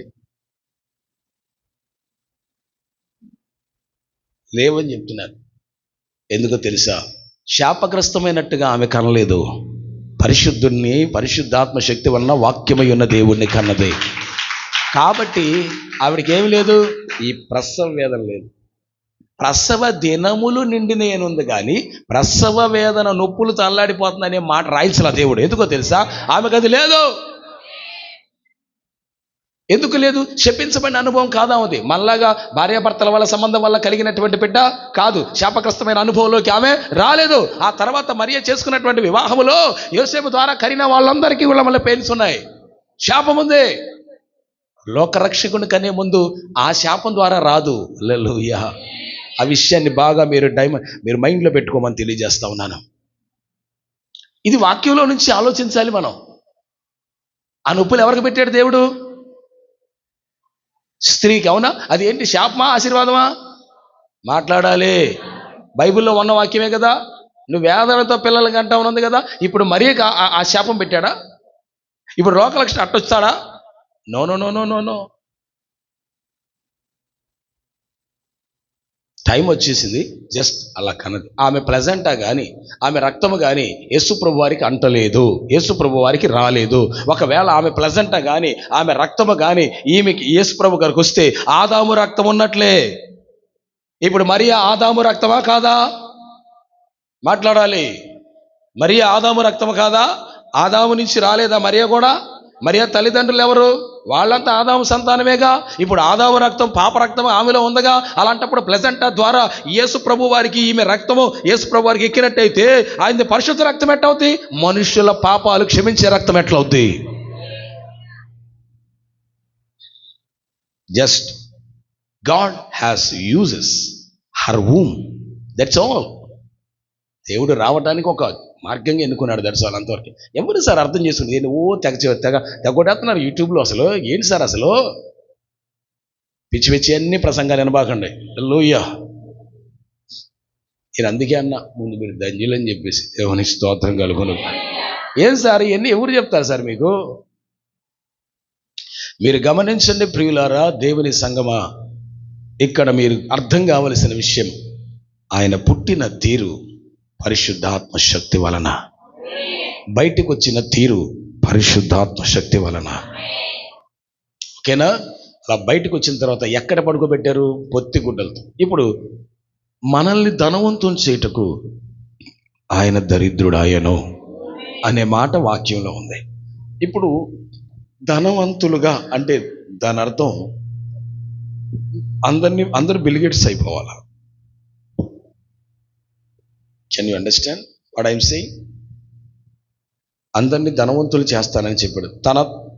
ఆయన మనల్ని ధనవంతులు చేటుకు ఆయన దరిద్రుడు అయ్యను అని ఉంది. అంటే ఎవ్రీబడి రిచెస్ట్ మ్యాన్గా అనే ఉద్దేశమే అయితే అందరూ బిల్గేట్స్ అవ్వాలి. మరి ఎందుకు కావాలా? దాని అర్థం అది కాదు. ఆత్మీయతలో ధనవంతులు. ఎక్కడ మీరు గట్టిగా చప్పట్లు కొట్టి ప్రభువుని మహిమ, మీరు నిజంగా ఆత్మీయులైతే, మీరు ఆత్మీయతలో ఎదిగిన వ్యక్తులైతే, you are the richest person in the spiritual life. హల్లెలూయా. నీ ఆత్మీయతలో నువ్వు ఎదిగిన వ్యక్తివైతే నువ్వు ఆత్మీయతలో ధనవంతురాలివి. హల్లెలూయా.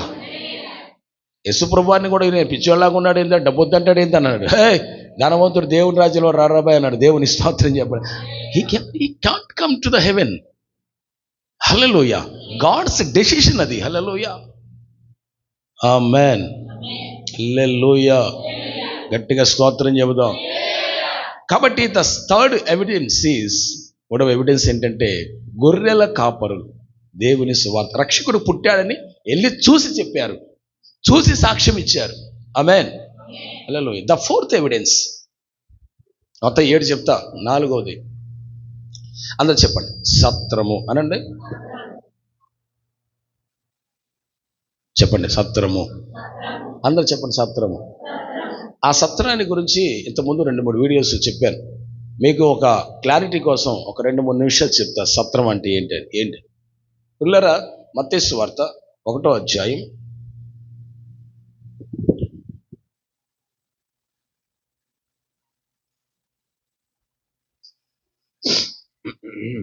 5వ వాక్యం నుంచి చదవండి.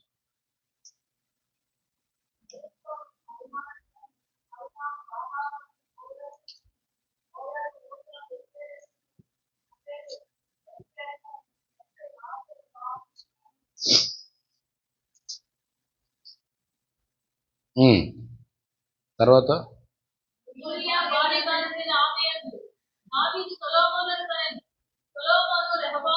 చాలు, ఇది చాలు.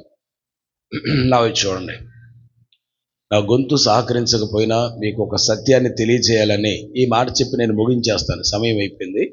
పిల్లరా, సత్రములో అసలు ఆ సత్రం ఎవరిది? నేను మీకు క్లారిటీ ఇస్తా, బాగా వినండి. పండగ రోజు 24 రాత్రి మనకు జరగబోయే పండగ రోజు కొంచెం డెప్త్గా నేను మీకు వివరణ తెలియచేస్తాను. ఓకే. హల్లెలూయా. హల్లెలూయా. సంతోషంగా ఉన్నారా? హల్లెలూయా. రైట్. ఇప్పుడు మీరు వినండి ప్రియులారా, ఆ సత్రం ఎవరిదంటే యూదా వంశస్థులదే. బోయాజు రూతులు వాళ్ళు వివాహం చేసుకున్న తర్వాత వారి కొత్త కాపురానికి గుర్తుగా ఒక రాతి ఇంటిని తొలిపించి కొత్త ఇల్లు ఇచ్చారు అక్కడ ఉండమని. వాళ్ళకి కొత్త ఇల్లు అంటారు దాన్ని. ఆ కొత్త ఇంట్లో కొత్త కాపురాన్ని స్టార్ట్ చేశారు బోయాజు రూతులు. బోయాజు రూతు, నేను మీకు చెప్పి గుర్తుందా? అసలు ఇది 2 ఏళ్ల క్రితం 3 ఏళ్ల క్రితం చెప్పాను. సత్రంలో ఎందుకు స్థలం దొరకలేదు, అసలు ఏంటి ఆ సత్రంగా సంగతి చెప్దామని చెప్తున్నాను అంతే. మీకు ఒక సంగతి అర్థం కావాలి. బైబిల్ అంత పరిశుద్ధాత్మ రాయించిన మొత్తం ఎవిడెన్స్ ఇస్తూ రాయించాడు. హల్లెలూయా. అర్థమైందా? సో ఇక్కడ మీరు గమనించినట్లయితే ప్రియులారా, బోయాజు రూతులు వివాహం చేసుకున్నారు, కొత్త ఇంట్లో కాపురం పెట్టి. ఇప్పుడు వీళ్ళిద్దరూ అంతకుముందు వాళ్ళ భార్యలు, అంతకుముందు బోయాజు తండ్రి ఎవరు? నయస్సోను. ఇదేనా? చదవండి. బోయాజు తల్లిదండ్రులు ఎవరు?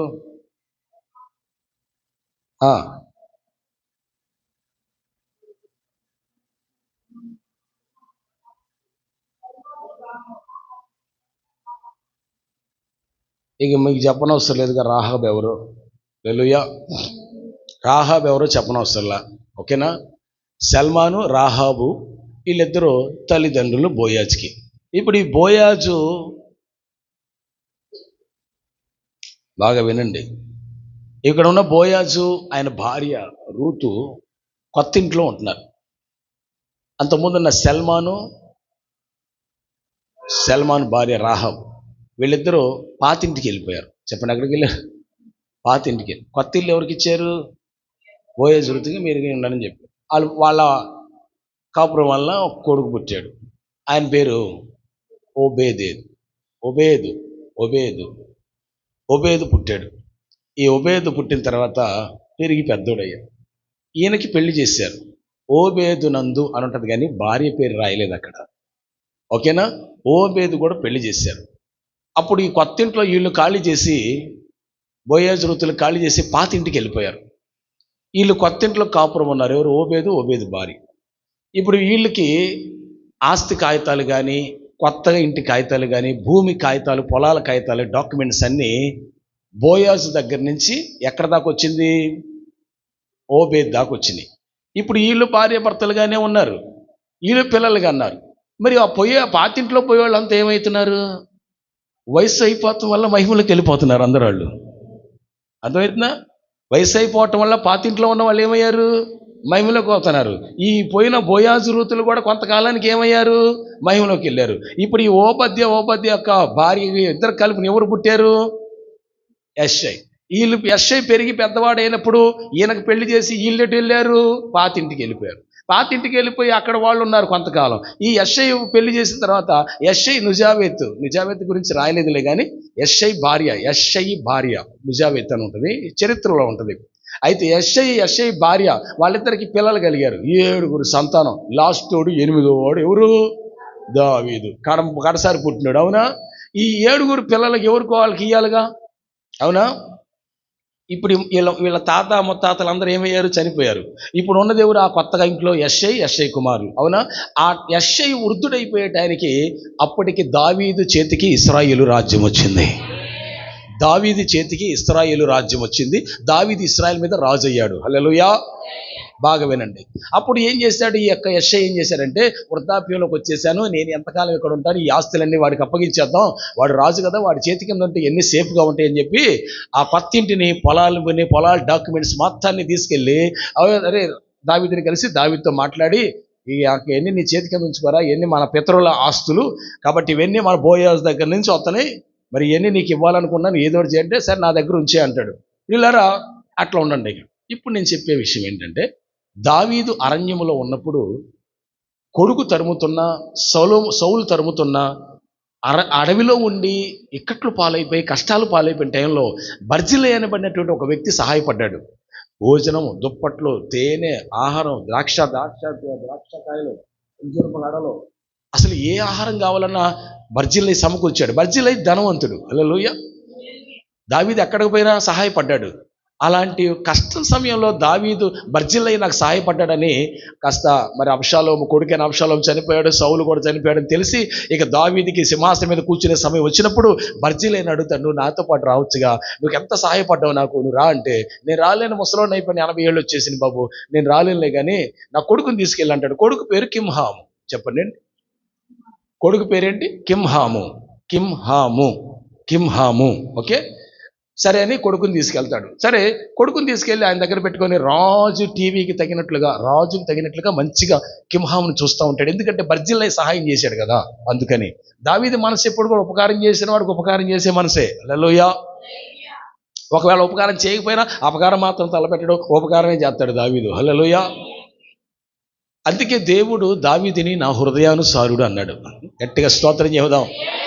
ఓకే, కొన్ని దినాలు అయిపోయింది కదా, ఇక ఈ కింహాం ఎవరి దగ్గర ఉన్నాడు? దావీదు దగ్గర ఉన్నాడు. ఇప్పుడు ఈ ఆస్తిపాస్తులను తీసుకొచ్చి ఎవరికి అప్పగించాడు? యెషయి దావీదుకి అప్పగించాడు. కొంతకాలంగా కింహాం అక్కడే ఉన్నాడు.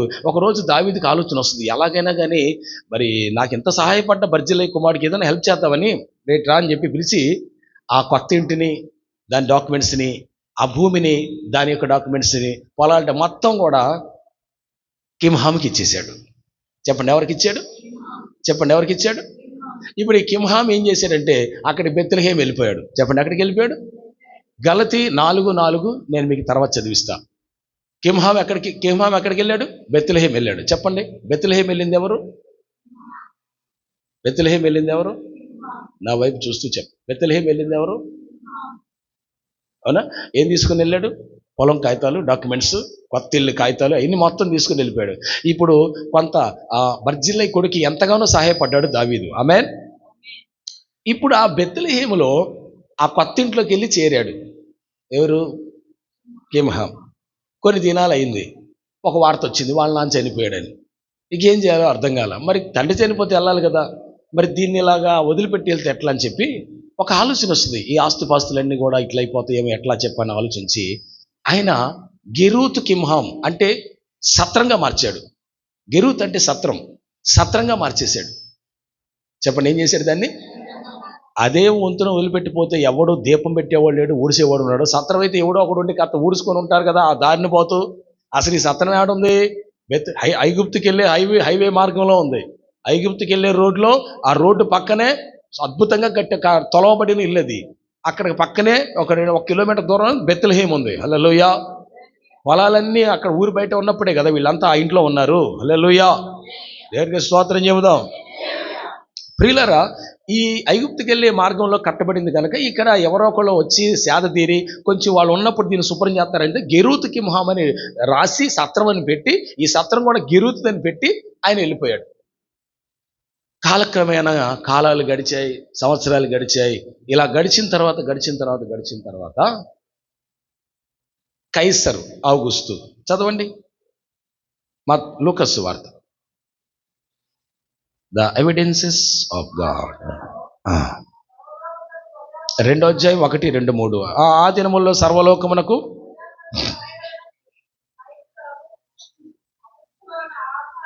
కైసరు ఒక ఆజ్ఞ పెట్టాడు. మీరంతా కూడా వచ్చేసి మీ జనసంఖ్య రాయించుకోండి అన్నాడు. లోకమంతా అంటే దాని అర్థం ఏంటి? ప్రజాసంఖ్య సర్వలోకమునకు అన్నాడు. అక్కడ సర్వలోకమునకు అంటే ఆ రోజుల్లో రోమా ప్రభుత్వ సామ్రాజ్యం సర్వలోకంలో ఉంది కదా, కాబట్టి మరి ప్రజాసంఖ్యలో వీళ్ళు కూడా మేము ఉన్నామని రాయించుకోవడానికి, పేర్లు రాయించుకోవడానికి ఎక్కడో ఉన్నటువంటి ఈ యోసేపు మరియలు నిండు చూలాలుగా ఉన్న ఆమెన ఎక్కడ తీసుకొని వచ్చాడు? ఆ యొక్క గాడిదని ఎక్కించుకొని ఎక్కడ తీసుకొచ్చాడు? బెత్లెహేము తీసుకొచ్చాడు. హల్లెలూయా. ఎక్కడ తీసుకొచ్చాడండి? బెత్లెహేముకి తీసుకొచ్చాడు. ఇప్పుడు ఈ బెత్లెహేములో ప్రజాసంఖ్య రాయించుకున్నారు. హల్లెలూయా. ఆ తర్వాత ఆ రాయించుకొని వెంటనే ఆ సత్రం దగ్గరికి పోయారు. సత్రం దగ్గరికి పోయి స్థలం ఇస్తారా కొంచెం అంటే అప్పటికే కిటకిటలాడిపోతున్నారు ఆ సత్రంలో. ఈ సత్రం ఎవరిది? చెప్పండి, సత్రం ఎవరిది? అవునా? ఇప్పుడు దావీదు కుమారుడిగా చెప్పబడిన వాడు ఎవరు? నజరేయుడైన యేసు. ఇప్పుడు ఈ సత్రం ఎవరిది? యేసు ప్రభుది. అవునా కాదా? యేసు ప్రభు ఎవరి గర్భంలో ఉన్నాడు? మరియమ్మ గర్భం. వాళ్ళు సత్రంలో స్థలం దొరకలేదంట వాళ్ళకి. ఒక్కడు కూడా చేర్చుకోలే, పో అంటున్నారంట. మేము ఉండాలి అంటారు. ఎవరిది అసలు? ఆయనదే.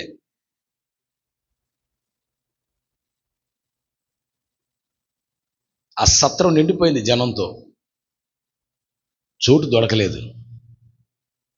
నాకు అదే అనిపిస్తుంది, ఈ విశ్వచక్రవర్తికి జాని స్థలం దొరకలేదు ఇందా అని. హల్లెలూయా.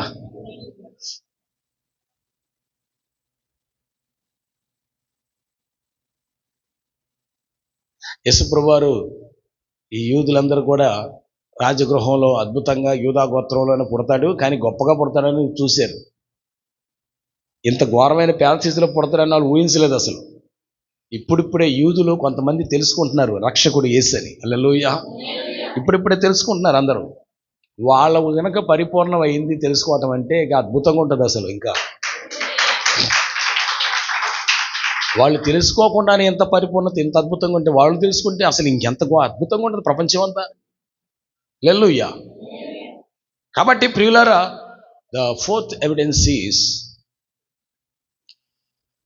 ఛత్రం. ఫిఫ్త్ ఎవిడెన్స్ తార,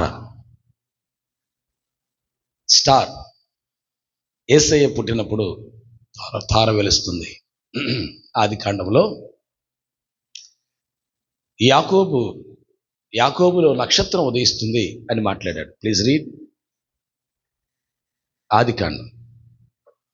లేలుయా, లేలుయా.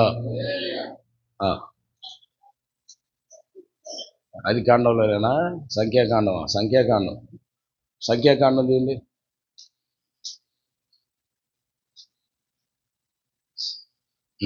24, 16, 17. యేసయ్య పుట్టినప్పుడు ఒక తార.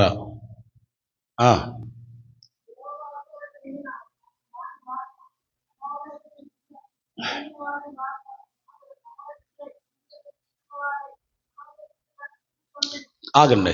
బిలాము ప్రవక్త అనండి అందరూ. చూచిన దర్శనం అనండి. అది కూడా చెప్పండి. అది కూడా కన్నులు తెరిచినప్పుడు చూచిన దర్శనం. కళ్ళు మూసుకున్నప్పుడు కాదు, కళ్ళు తెరిచినప్పుడు. హల్లెలూయా. మీకు అర్థమవుతుందా? కళ్ళు తెరిచి చూశాడు, కళ్ళకు కనపడుతున్నాడు. అదేంటి చదవండి. ఆయనను యేసయ్యను చూస్తున్నాడంట, కానీ ప్రస్తుతం ఉన్నట్టు కాదంట, కానీ సమీపంలో ఉన్నట్టు కాదు. నక్షత్రము యాకోబులో ఉదయించును, రాజదండము ఇశ్రాయేలు నుండి లేచును, అది మోయాబు ప్రాంతములను కొట్టును. చాలు, దేవుని స్తోత్రం చెప్పండి. యస్సు ప్రభు వారిని గురించి ఒక దర్శనాన్ని చూశాడు బిలాము. ఆ దర్శనంలో యేసయ్య ఎలాగూ కనపడ్డాడంటే ఒక స్టార్గా కనపడ్డాడంట. యాకోబులో కనపడుతుంది ఒక నక్షత్రం. యాకోబులోని ఎందుకు కనపడుతుంది? అబ్రహాము ఇస్సాకును కనెను, ఇస్సాకు యాకోబును కనెను, యాకోబు 12 మంది గోత్రకర్తలను కనెను. ఆ 12 మంది గోత్రకర్తల యూదా గోత్రం ఉండెను. ఆ యూదా గోత్రంలో నుంచి స్టార్ ప్రకాశిస్తున్నాడు. హల్లెలూయా. ఆయన ఎవరండి? నజరేయుడైన యేసు. Is real star. యేసయ్య నిజమైన స్టార్. డూప్లికేట్లు చాలా ఉన్నాయి లోకంలో, కానీ నిజమైన స్టార్ యేసయ్య. సరే, ఆయన పుట్టినప్పుడు తూర్పు దిక్కున ఒక నక్షత్రం ఉదయించింది. దాని గురించి జొరాస్ట్రియన్ మతంలో జెన్ అవెస్తా అనబడినటువంటి ఒక మత గ్రంథంలో రాయబడి ఉన్నది, బౌద్ధ మత గ్రంథం. దాంట్లో జెన్ అవెస్తా అనబడిన బౌద్ధ మత గ్రంథంలో బుద్ధుడు చెప్పినటువంటి మాట, నేను చనిపోయిన తర్వాత 400 సంవత్సరాల తర్వాత లోకరక్షకుడు పుడతాడు. ఆయన పుట్టినప్పుడు మీకు ఇదే సూచన, ఆకాశంలో నక్షత్రం వస్తుందని రాయించాడు. నువ్వు కావాలంటే గూగుల్ కొట్టుకొని చూసుకో, వస్తుంది. హల్లెలూయా. All things are available in Google తల్లి. హల్లెలూయా. గట్టిగా స్తోత్రం చెబుదాం. All information are available. ఆకాశంలో నక్షత్రం పుట్టుతుంది, ఆ లోకరక్షకుడు పుడతాడు. ఈయనేమో లోకరక్షకుడు యేసు అని చెప్పి చచ్చిపోతే, ఈ చచ్చిపోయిన పట్టుకొని దేవుడు అంటున్నారు జనం. ఏం చేయాలో అర్థం కావట్లేదు అసలు. హల్లెలూయా. జపాన్ మొత్తం బుద్ధున్నేగా ఆరాధించేది, బుద్ధున్నేగా సేవించేది. బుద్ధ ప్రవచనాలన్నీ వింటున్నారు కదా. బోధి వృక్షం కింద ఏవైనా అసలు దేవుడు ఎవరురా తెలుసుకుందా అని పోయి, నిజదేవుడు ఎవరా, నువ్వు ప్రత్యక్షంగాను తపస్సు చేస్తే ఆయన ప్రత్యక్షమయ్యాడు. ఎవరు? ఆయన లోకరక్షకుడు యేసయ్య. నేనేరా బాబు అని తను తాను ప్రత్యక్షపరుచుకున్నాడు. హల్లెలూయా. మరి ఈయనేమంటాడు? ఈయనేం చేస్తున్నారు? ఈయన ఎవరి గురించి చెప్పాడో దాన్ని ఆయన పట్టుకోకుండా చెప్పిన ఈయన పట్టుకున్నారు. గురి తప్పించేశారు సైతాను. కొన్ని వేల మంది, లక్షల మంది ఇప్పుడు బుద్ధుడు దేవుడని కొలుస్తున్నారు. మనం ఏం చెప్పాలా? ఆయనే చెప్పాడు తన గ్రంథంలో లోకరక్షకుడు అని. కనుక ప్రియులరా, ఆయన పుట్టినప్పుడు నక్షత్రం ఆకాశంలో వస్తుంది. నిజంగానే పుట్టిందా లేదా? క్యాపిటల్, మిమినాల్ అన్నటువంటి రెండు ఇంపార్టెంట్ నక్షత్రాలు, చాలా ప్రాముఖ్యమైన నక్షత్రాలు ఆకాశమందు. కొన్ని నక్షత్రాలకి పేర్లు సైంటిస్టులు పెట్టారు. కొన్ని నక్షత్రాలకి పేర్లు యోబు గ్రంథంలో ఉన్నాయి. మీకు ఎవిడెన్సెస్ అన్ని ఇప్పుడు అన్ని ఇవ్వలేను, కానీ ఒకటి మాత్రం చెప్పు. క్యాపిటల్, మిమినాల్ అనబడినటువంటి రెండు నక్షత్రాలు యేసయ్య పుట్టినప్పుడు వచ్చిన ఆ తార పుట్టేసరికి అది స్థానభ్రంశం చెంది, అంటే విడివిడిగా జరిగాయంట. ప్రియులరా, యేసయ్య పుట్టినప్పుడు తార వెలిసిందే నక్షత్రం. అందుకే మనం ఇళ్లలో నక్షత్రాలు పెడతాం, బయట నక్షత్రాలు. ఎవడికైనా పెడుతున్నారా నక్షత్రాలు లోకంలో? ఎవడికైనా పెట్టారా? పెట్టే అర్హత ఉందా ఎవడికైనా? ఊడికి లేదు. ఆయన దేవదేవుడు కనుక ఒక మాట చెప్తే సముద్రం అలలు, వర్షాలు, గాలి, మెరుపులు, ఉరుములు ఆగిపోయినాయి. ఆ రేంజ్ అది, అదండి ఆయన రేంజ్. అదంటే రేంజ్ అది. ఎవడు పడితే వాడు స్టారు కాలేడు, ప్రతి వాడు స్టారు కాదు. హల్లెలూయా, హల్లెలూయా. వీళ్ళు మినుకుమని ఆరిపోతారు, ఆయన ప్రకాశించేవాడు. గట్టిగా స్తోత్రం చెబుదాం. కాబట్టి ప్రియులారా, మీకు ప్రకటిస్తున్నా, the fifth evidence is star. మిగతా 24 పండగ రోజు ధ్యానం చెందాం. ప్రార్థన. ప్రేమగల పరిశుద్ధ తండ్రి, వచ్చిన వారిని దీవించండి. నీవు లోకరక్షకుడు, ఈ లోకంలో పుట్టావు. మా అందరికీ రక్షణ కోసం మొదటి రాకడలో వచ్చి మమ్మల్ని సిద్ధపరిచి రెండవ రాకడికి సిద్ధపరచుతున్నారు. అందుని బట్టి స్తోత్రాలు. లేఖనాలు కొన్ని ధ్యానం చేశాం, అందులో సరిగా అవగాహనలోకి తీసుకొచ్చి హృదయంలో నిలిపి, నీవు నిజమైన దేవుడు అని, నీవు తప్ప వేరొక దేవుడు లేడని ప్రజలను నమ్మి విశ్వసించే కృప దయచేయి. విశ్వసించిన వారి హృదయంలో ఈ వాక్యం స్థిరపరచమని యేసయ్య నామములో ప్రార్థించి పొందుతున్నాం తండ్రి.